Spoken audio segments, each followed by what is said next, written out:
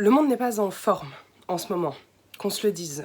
Fatigue, découragement, guerre, dépression, inflation, jugement public, insultes faciles, racisme, féminicide, pauvreté, atteinte aux droits humains, réchauffement climatique. Autant dire que pour choisir un thème pour Pasteur du Dimanche, on a le choix pour donner une parole d'espérance et de vie.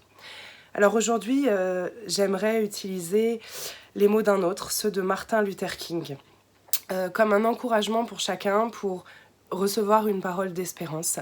Ces mots sont malheureusement encore très actuels et ces mots, ce sont les mots qu'il a prononcés le jour où il a reçu le prix Nobel de la paix en 1964 et je vous les partage, que vous puissiez les faire vôtres aussi.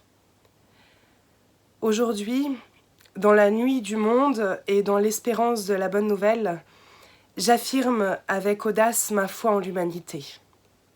Je refuse de croire que les circonstances actuelles rendent les hommes incapables de faire une terre meilleure. Je refuse de croire que l'être humain n'est qu'un fétu de paille ballotté par le courant de la vie sans avoir la possibilité d'influencer en quoi que ce soit le cours des événements. Je refuse de partager l'avis de ceux qui prétendent que l'homme est à ce point captif de la nuit sans étoiles, du racisme et de la guerre, que l'aurore radieuse de la paix et de la fraternité ne pourra jamais devenir une réalité. Je refuse de faire mienne la prédication cynique que les peuples descendront l'un après l'autre dans le tourbillon du militarisme vers l'enfer de la destruction thermonucléaire. Je crois que la vérité et l'amour sans condition auront le dernier mot.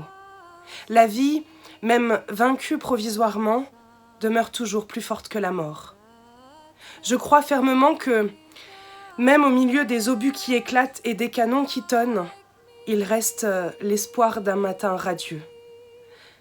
J'ose croire qu'un jour tous les habitants de la terre pourront recevoir 3 repas par jour pour la vie de leur corps, l'éducation et la culture pour la santé de leur esprit, l'égalité et la liberté pour la vie de leur cœur. Je crois également qu'un jour, toute l'humanité reconnaîtra en Dieu la source de son amour. Je crois que la bonté salvatrice et pacifique deviendra un jour la loi. Le loup et l'agneau pourront se reposer ensemble. Chaque homme pourra s'asseoir sous son figuier, dans sa vigne, et personne n'aura plus de raison d'avoir peur. Je crois fermement que nous l'emporterons.